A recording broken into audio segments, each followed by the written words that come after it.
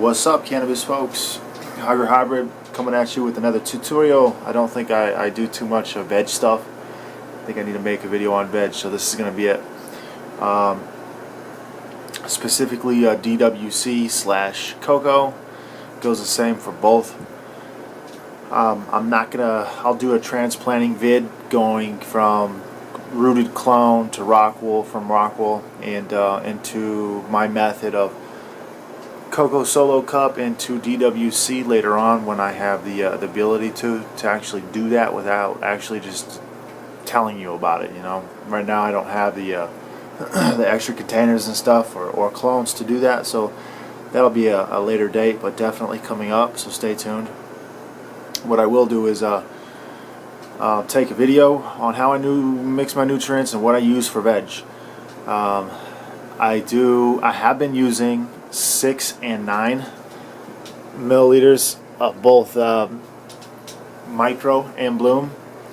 I don't notice too many too much of a difference between, well, actually I noticed a bit of difference in vegetative state anyway, between using the grow and dropping the grow and upping the bloom part of the formula. So these plants have been growing quite slow, but also that's partly due to my negligence, but they're still growing rather slower than I anticipate. So what I'm going to do is boost it back up to what I normally do, and I think for 2 weeks now I've been running the 6 to 9 ratio, 6 milliliters of micro, 9 milliliters of bloom, and that's it. Nothing else gets added to the mix here. But beyond that, today we're going to go back to my normal veg feeding regimen, which is just an equal part of each. And I'm not going to be using CalMag. It doesn't really need it. I haven't, since I've dropped CalMag, I've noticed an increase in growth, and I think that's just due to the fact that normally I would, for instance, I'm shooting for 500 ppms. Well, if I'm shooting for 500 ppms of all base nuke, which is up there, that 3-part, okay, if I'm shooting for 500 ppms of just those 3 bottles, I'm getting more NPK than I am getting of anything else. But when I add 250 ppms of CalMag and then shoot for 500 ppms using those bottles, I'm getting less NPK and just more magnesium and more calcium. So actually, it was kind of a test. Me and another local grower online were actually discussing that topic, and I took, me, I do experience, so I took the CalMag and Cali Magic out for the last 2 weeks, and I just been running 6 and 9, and the plants have been healthy and they're fine. You know what I mean? There's no new burn. I think 6 and 9 with no CalMag, just running straight reverse osmosis water, brings everything up to about 600 ppms. I think that's what it is. And so that's starting at 0, so adding 6 to 9 brings it back up to 600, and which is good. It works fabulous in flower. I mean, I could not complain. This is the first time I've ever used any different ratio than what I normally used, so I'm kind of obscured from what I normally do, but that's just how you learn. You can't always do the same things repetitively over and over and over. You're just going to continue to never improve. So experimenting a little bit brought me to the conclusion that they both work great.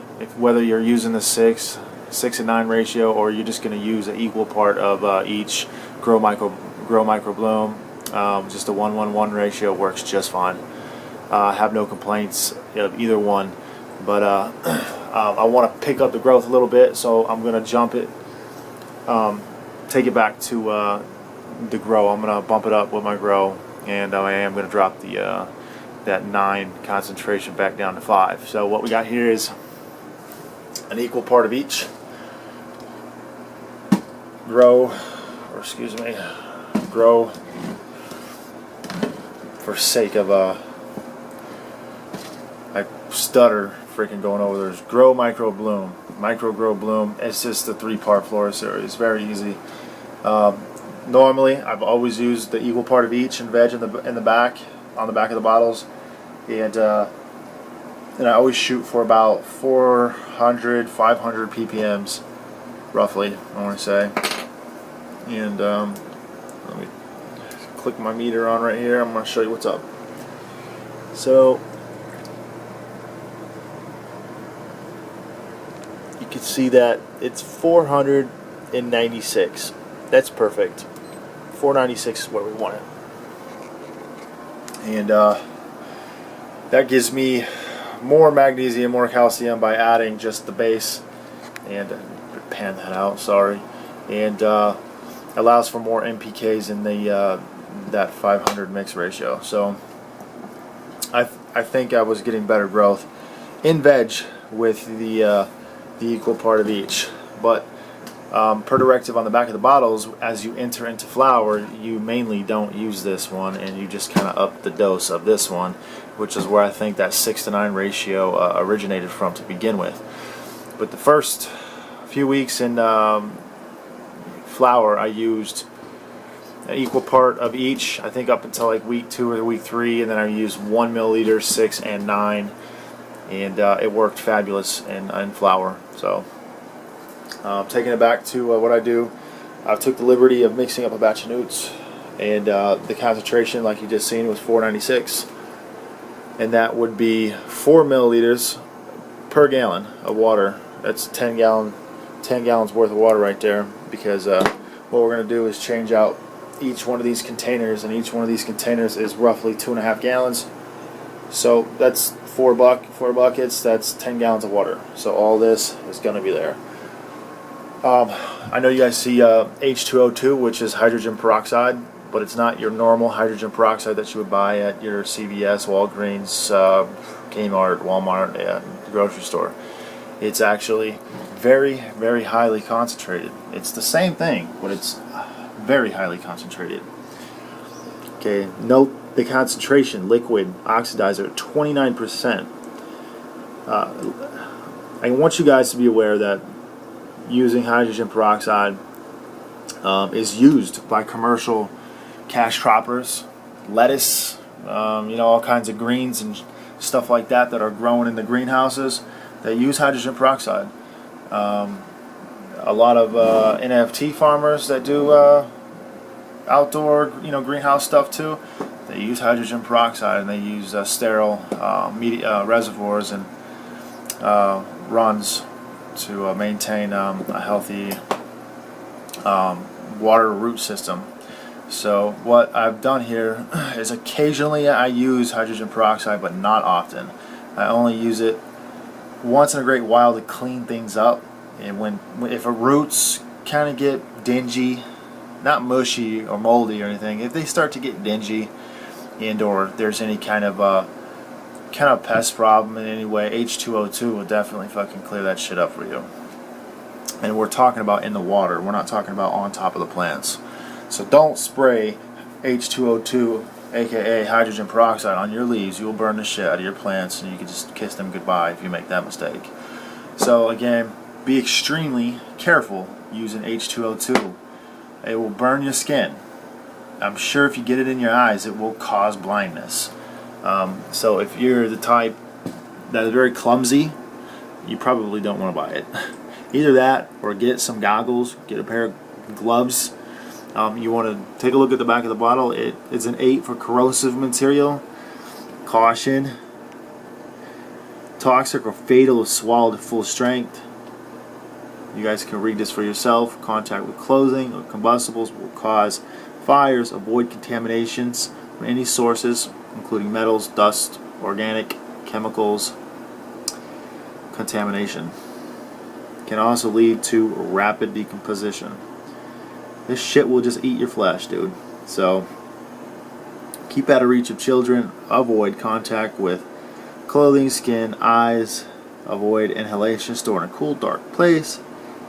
Rinse empty containers and then discard them. Okay, now the dosage is very low because it's so concentrated. if you were to buy a bottle of hydrogen peroxide at Walmart, you would probably have to use a whole goddamn gallon in order to equal what this dosage might be for a gallon. So 3 milliliters per gallon of water. 4 liters is roughly over 1 gallon. So 3 milliliters per 4 liters of reservoir water. What I do is I just mix 2, and it seems to work okay. I don't really ever go by the directions on the back of the bottle, so I find when you do, you have problems of overdosing and things like that. So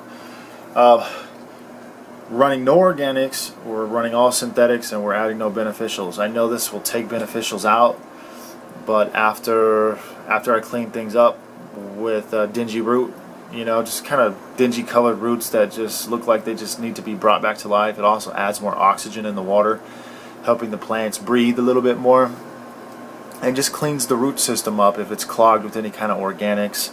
It also cleans your containers up, your buckets up, your lines, your drippers, and things like that. It will clean all that stuff out of the lines for you as well.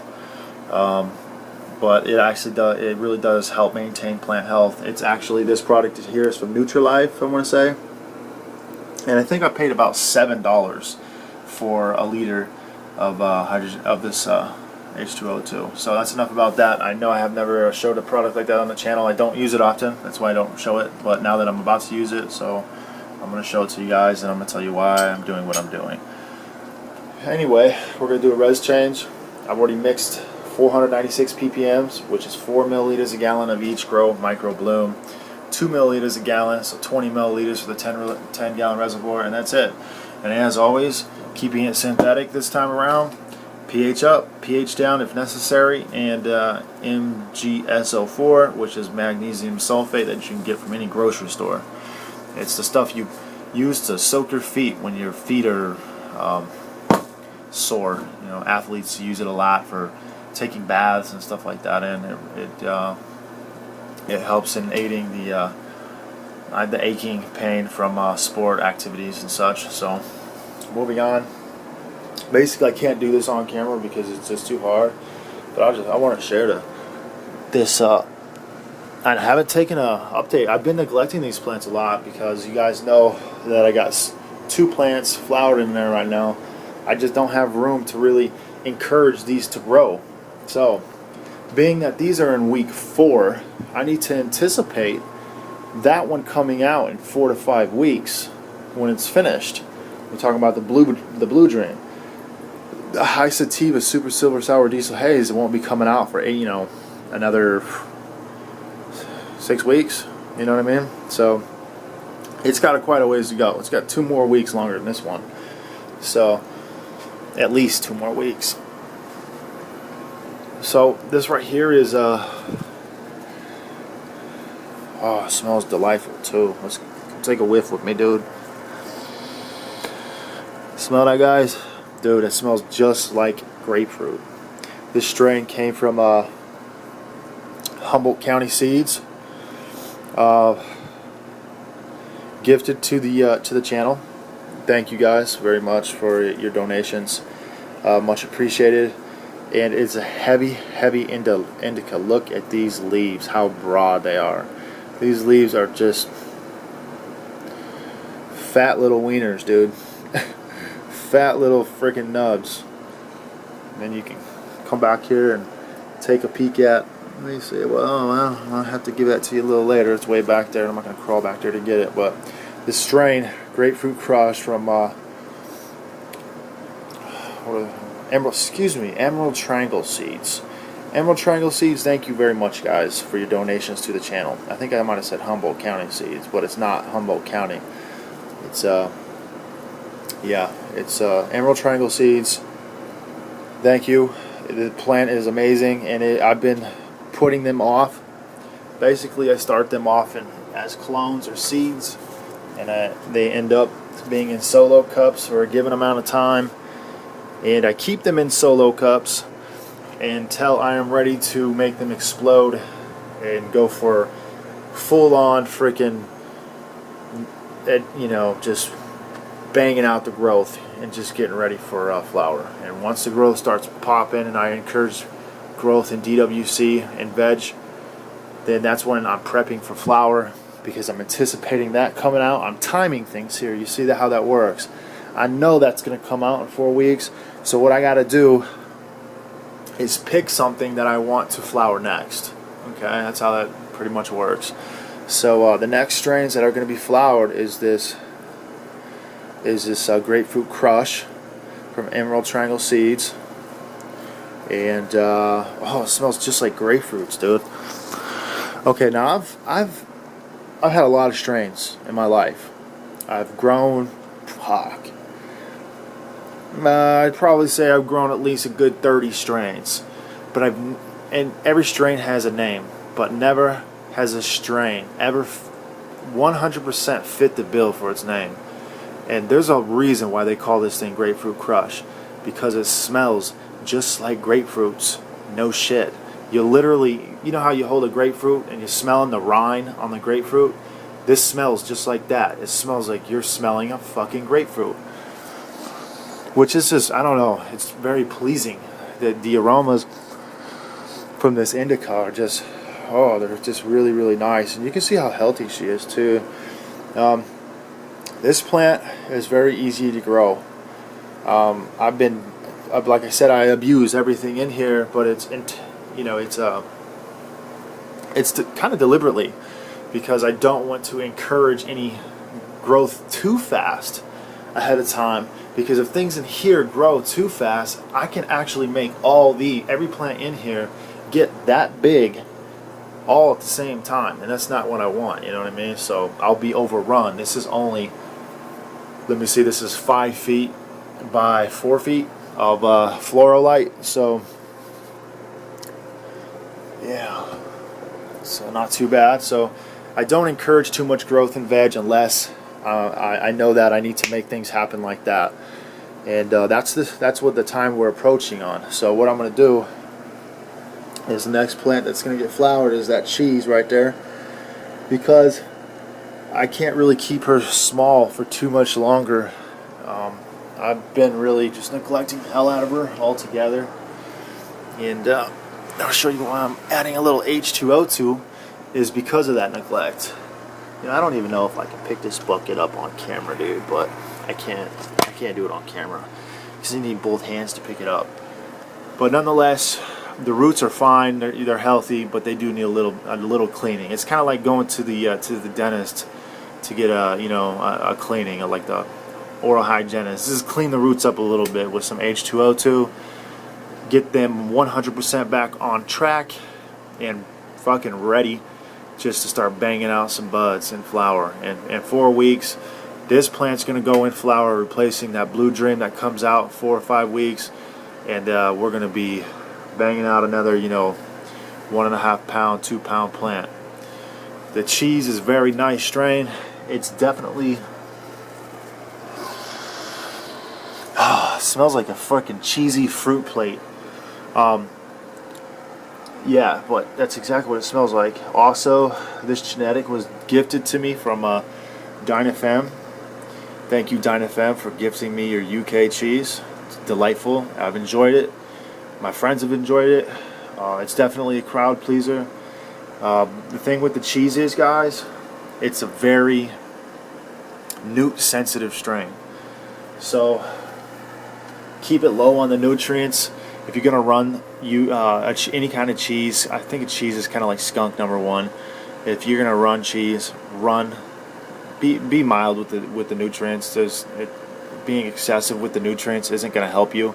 It will only hinder the results that you're looking to obtain, because too many nutrients will burn your plant and cause root rot and just basically singe the roots right off your plant, because your nutrient concentration would be too high if that's happening. So you can see that this cheese has big, beautiful leaves. Not one tip is burnt. Everything looking golden on it. All in growth. I've been topping the hell out of it. I haven't watered or fed these plants in damn near 10 days. I probably haven't done any res changes in 2 weeks. So that's the perfect timing to make this video. Now these ones, on the other hand, let me show you. This is the OG Kush I got here. like I said, I'm not trying to make this plant grow fast, so I'm containing it to a 1 gallon pot. It's already in Coco. Because it's in a 1 gallon pot, I don't plan to put this plant in hydro. But if it were in a solo cup, I wouldn't mind going hydro. But because it's already in a 1 gallon, this was the last plant left in a 1 gallon before I converted back to DWC for this last flower run. So what I'm going to do is when I'm ready to let this plant just boom with growth, I'm going to transplant it in another container. And it might kind of sound cruel, you know what I mean? It's kind of like caging a wild animal, you know, from its full, potential. You know what I'm saying? And that's kind of what, you know, the principle is. You know, it's just containing it until you're ready for it to take off with growth. Now, the last 2 weeks, this OG Kush has been fed with the 6:9 ratio. Got a little tiny burn, but nothing bad, so it's all good. Magnesium, it was, like I said, I deprived these plants quite a bit. The magnesium deficiency was setting in, so we're going to pick that back up. So the next 2 plants to go in is basically this one is going to replace the Northern Lights in the center there. That Northern Lights comes out in 3 weeks, 3 to 4. So anticipating that, I'm going to go ahead and transplant this now. I want this plant to be fully rooted, and I want the roots of this plant to dominate its final container. You see what I mean? So I'm going to go ahead and transplant this plant into, I want to say, if I have enough medium for a 7 gallon container, I'm going to go ahead and transfer it into a 7 gallon container, Coco. But if I don't, I'll probably have to pick up some more Coco and just kind of wait a few days. And the first week of this plant being into going from a 1 gallon pot to a 7 gallon pot is going to be crucial into not overwatering. Basically what I will do is I will water a little bit here in the center of the plant where the 1 gallon root ball is, and then around the sides of the 7 gallon pot I will water just a little bit more, so when this dries out faster than the outskirts, because the outskirts have no roots to absorb the water that the medium is in, then the roots will in turn search and leave this root ball looking for more water, and that's how you dominate a pot with more roots. It's kind of like, you know, like reverse psychology. You're just tricking the plant into forcing it to go find more food, more water. Ultimately, these plants want to live, and basically, as long as you don't over fertilize them, they're gonna live. They're gonna push out freaking buds like you've never seen before. If you've been over fertilizing for a while, then you've had some pretty bad harvests. So let's start a new lease on growing, guys, and take it from here. Don't over fertilize your plant. Follow my nutrient regimen. Basically covers all strains, and the whole principle on my nutrient regimen is keep your ppms always under 800. I never, especially in veg, I keep my ppms, I mean, I got 10 different strains here, and there's only 10 plants, one of each strain, but each plant is still under 800 ppms. They all get fed the same thing, whether they're in DWC or in Coco. Once your pot is dominated the roots, like this plant size is obviously dominating this container. I can water this container every day and come back and it'll be dry again, just like it's dry right now. But once I plant it into a 7 gallon container, it will stop drinking, you know, the water that that you would normally water a 7 gallon container with. It can't drink 7 gallons worth of water. Right now it's bound to 1 gallon worth of water every day. So as those roots search for more food, the roots will eventually become dominating the pot, and at that point that's when you want to look to start to flower your plant. You don't want to transplant this 1 gallon pot into a 7 gallon container and then the next day flip it to flower. Only because the plant will only put all its energy, because it's big, it'll put all its energy into root growth and, as opposed to bud growth. And hope that makes sense. And you don't want to do that. You want to focus all your energy in transition of bloom through the top. You don't want the plant to put any energy in root growth. You want the root growth to be established by the time you hit bloom. So right now, anticipating that, I'd say I got a good 3 weeks.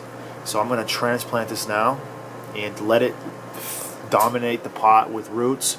And at that point in time, I'll go ahead and transition it into flower, and we'll have another beautiful plant in the end.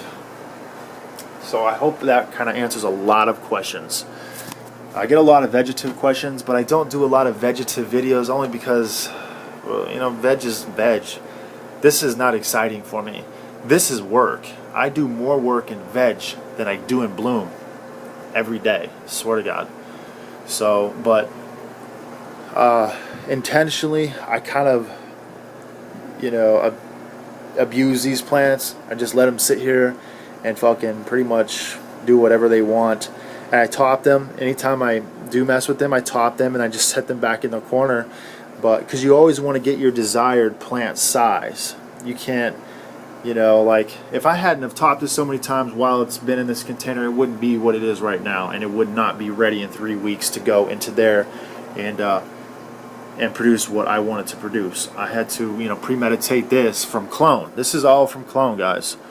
Premeditate topping, any kind of training, all from clone. This is a 1 gallon plant here. Wouldn't you love to walk into your nursery and see something like this sitting on the shelves, dude? I would. Someday that might be, that might happen. Probably not my lifetime, but yes. But that's about it. You know, that covers that. What I'm going to do is do the reservoir change. I'm going to do the transplant. So all these will get fed fresh newts tonight. I don't clean any of the buckets. I just drain. I take the pot off. I take the top off. I put it on top of an empty container. I drain it into another container like this. Really easy to do. I set it right here and dump it. And then I just fill the pots up with fresh nutrients. Just with the pitcher. It's only two and a half gallons. And then the plant is good for another, you know, week or 2, 3 weeks, whenever I feel like feeding it again.